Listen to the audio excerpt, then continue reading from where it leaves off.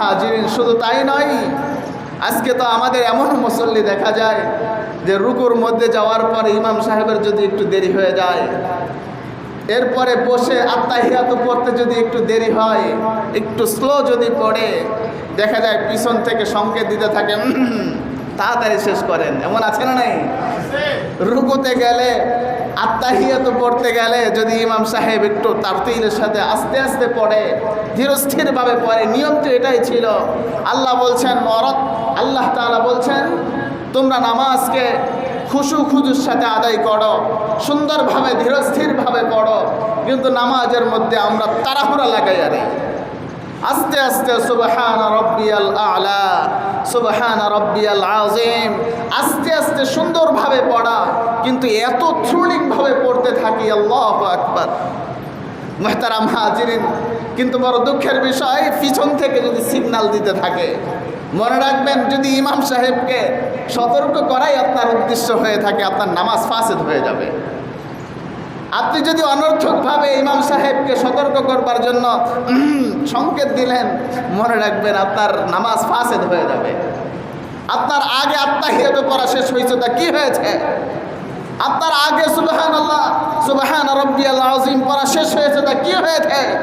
নামাজ ফাজলামি করার জায়গা নয়, শেষ হয়েছে, চুপ করে বসে থাকো। সংকেত দিবেন না আপনারা। সংকেত যদি ইমাম সাহেবকে দেওয়ার জন্য হয়ে থাকে, নামাজ ফাসেদ হয়ে যাবে। নামাজের মধ্যে অনর্থকভাবে কাশি দেওয়া যায় না, কিন্তু অনেক মুসলমান জানেও না। আবার অনেকে দেখা যায় নামাজের মধ্যে ঘড়ির দিকে তাকায়, আছে না নাই? এটা কি?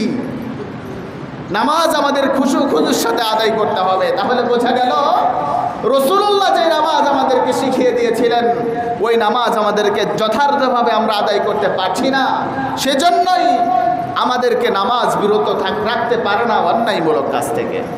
মুহতারাম হাজিরিন, যাই হোক, আমাদেরকে যথার্থভাবে রসুলের তরিকা অনুযায়ী নামাজ আদায় করতে হবে। বলছিলাম শিরকের গুনাহ আল্লাহ তাআলা কোনোদিন মাফ করবেন না। সমস্ত গুনাহকে মাফ করবেন, কিন্তু শিরকের মতো ভয়াবহ গুনাহ আল্লাহ কোনোদিন মাফ করবেন না।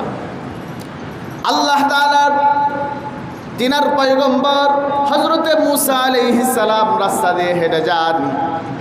লক্ষ্য করলেন রাস্তার পাশে একজন বুজুর্গ ব্যক্তি দাঁড়ানো, পাথরের উপরে দাঁড়িয়ে দাঁড়িয়ে ইবাদত করে।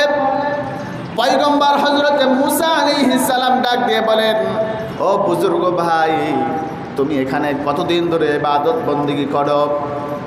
বুজুর্গ হযরতে মূসা আলাইহিস সালামকে ডেকে বলেন, আমি এই পাথরের উপরে 400 বছর বসে বসে ইবাদত বন্দেগী করি। পয়গম্বর হযরতে মূসা আলাইহিস সালাম বলেন, তুমি যে এখানে বসে ইবাদত করো, অন্যত্র যাও না। তোমার খাবার দাবারের ব্যবস্থা কি করে হয়? কে তোমার খাবারের ব্যবস্থা করেন? বুজুর্গ ব্যক্তি ডাক দিয়ে বলেন, আমি যেই মালিকের ইবাদত করি, যেই মালিকের গোলামি করি, যে আল্লাহ রাব্বুল আলামিনের ইবাদত বন্দেগী করি, আমার যখন খাবারের প্রয়োজন হয়, আল্লাহ রাব্বুল আলামিন স্বয়ং নিজে জান্নাত থেকে আমার জন্য খাবার পাঠিয়ে দেন। পয়গম্বর হযরতে মূসা আলাইহিস সালাম আশ্চর্য হয়ে গেলেন, আরে এই ব্যক্তির জন্য নাকি জান্নাত থেকে খানা পাঠানো হয়? পয়গম্বর হযরতে মূসা আলাইহিস সালাম বুজুর্গ ব্যক্তিকে ডাক দিয়ে বলেন, তোমার জীবনের কোনো আশা আছে নাকি? বুজুর্গ ব্যক্তি ডাক দিয়ে বলেন, হ্যাঁ, আমার জীবনে বড় বড় 2টা আশা রয়েছে। 1 নম্বর আশা, আমি আল্লাহ রাব্বুল আলামিনের কাছে অসংখ্যবার দোয়া করেছি, আল্লাহ রাব্বুল আলামিন যেন এই জামানার সবচেয়ে বড়, এই জামানার রসুল, এই জামানার আম্বিয়া হযরতে মূসা আলাইহিস সালামের সাথে আল্লাহ রাব্বুল আলামিন যেন আমার মোলাকাত করাইয়া দেন। অনেক দিন ধরে আমি দোয়া করতেছি, আল্লাহ যেন মূসা আলাইহিস সালামের সাথে মোলাকাত করাইয়া দেন। জানি না কেন আল্লাহ রাব্বুল আলামিন আমার এই দোয়াকে কবুল করছেন না। পয়গম্বর হযরতে মূসা আলাইহিস সালাম চোখের পানি ছেড়ে দিয়ে বলেন, ও বুজুর্গ ভাই, তুমি যে আল্লাহ রাব্বুল আলামিনের কাছে দোয়া করেছ, আল্লাহ রাব্বুল আলামিন তোমার এই দোয়াটাকে কবুল করে নিয়েছেন।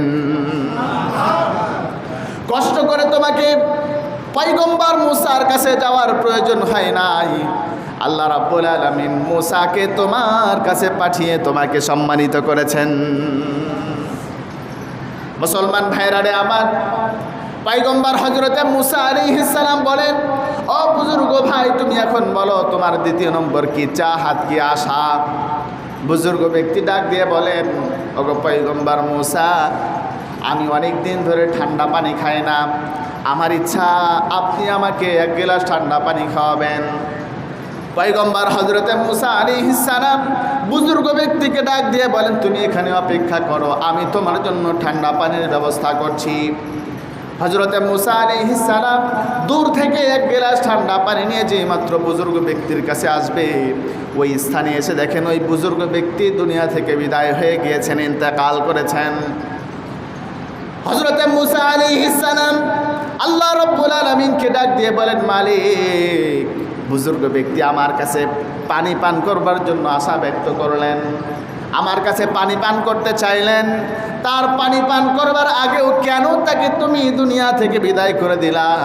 আল্লাহ রাব্বুল আলামিন বলেন, মুসা রে, 400 বছর পর্যন্ত এই ব্যক্তিকে আমি খানা খাওয়াইছি, জান্নাত থেকে ফেরেশতার মাধ্যমে তার খাবারের ব্যবস্থা করেছি।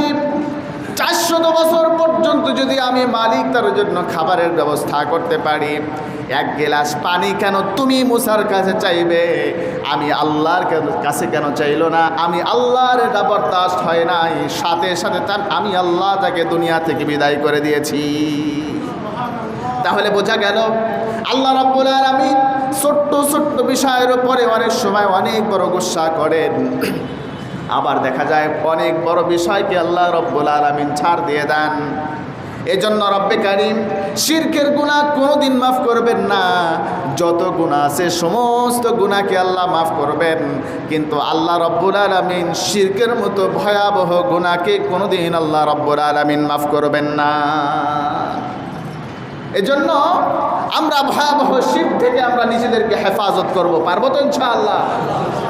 আজ থেকে আমরা মাজারে কোনোদিন যাব না, মাজারে কোনোদিন টাকা দিব না, পীরের পায়ে কোনোদিন সেজদা করব না। আজকে দেখা যায় যে ল্যাংটা বাবা জিন্দিগিতে নামাজ পড়ে না, সে রাত্রে হইলে গাঞ্জার আসর বসায় নাই, আবার সে নাকি মারিফতের জগতের লোক দাবি করে। এমন পীর নাই? এমন পীরের মুরিদরাও আছে, ওরা বলে বাবার কাছে মুরিদ হইলে নামাজ লাগবে না। অনেকে বলে, হুজুর আমি নামাজ পড়ি না, তো কি হয়েছে, আমার তো ঈমান ঠিক আছে, ঠিক না? এমন লোকের অভাব নাই যারা বলে নামাজ পড়ি না তো কি হয়েছে, আমার ঈমান ঠিক আছে। না এরকম মানুষ? আমি বলি তোমার তো ঈমানই নাই, তোমার ঈমান ঠিক হবে কি করে? আল্লাহর রাসূল বলেন, যে ব্যক্তি নামাজ পড়ে না সেই ব্যক্তি কাফের মুশরিকে পরিণত হয়ে যায়। যে ব্যক্তি ইচ্ছা করে নামাজ ছেড়ে দিল সে যেন কাফের মুশরিকে পরিণত হয়ে গেল। এজন্য একজন মুমিন আর একজন কাফেরের মধ্যে পার্থক্যই হচ্ছে নামাজ। যে নামাজ পড়ে সে ইমানদার, যে নামাজ পড়ে না সে কাফের মুশরিকে পরিণত হয়ে যায়। এই পীরের মুরিদগুলো কত বড় জাহেল, কত বড় গাধা! দেখুন কোরআনের অসংখ্য জায়গায় আল্লাহ নামাজের কথা বললেন, তারা বলে নামাজ লাগবে না। তাহলে বোঝা গেল সরাসরি তারা কোরআনের বিরুদ্ধাচরণ করলো। কেউ যদি কোরআনের বিরুদ্ধাচরণ করে তারা আর মুসলমান থাকে না, সাথে সাথে কাফের হয়ে যায়। কাজেই যে সমস্ত পীররা বলবে মারিফতে জগতে ঢুকলে নামাজ লাগে না, বুঝতে হবে ওরা ধোঁকাবাজ, ওরা পীর নয়। ওরা যখন এই কথা বলবে ওদের মুখের মধ্যে জুতা নিক্ষেপ করে দেবেন। মুহতারাম হাজিরিন, নামাজকে অস্বীকার করার মানে হলো কোরআনকে অস্বীকার করা। নামাজকে অবজ্ঞা করার মানে হলো কোরআনকে অবজ্ঞা করা। কোন ইমানদার এ সমস্ত ভণ্ড পীরদের কথা মানতে পারে না। কথা বলেন ঠিক কিনা? মুহতারাম হাজিরিন, বলছিলাম আল্লাহ তাআলা সমস্ত গুনাহকে মাফ করবেন, কিন্তু শিরকের মতো ভয়ানক ভয়ঙ্কর গুনাহ আল্লাহ কোনোদিন মাফ করবেন না। ঈমান কেমন ঈমান আমরা আনব? আল্লাহ তাআলা স্বয়ং নিজে কোরআন কারীমের মধ্যে বলেছেন। আল্লাহ রাব্বুল আলামিন বলেন,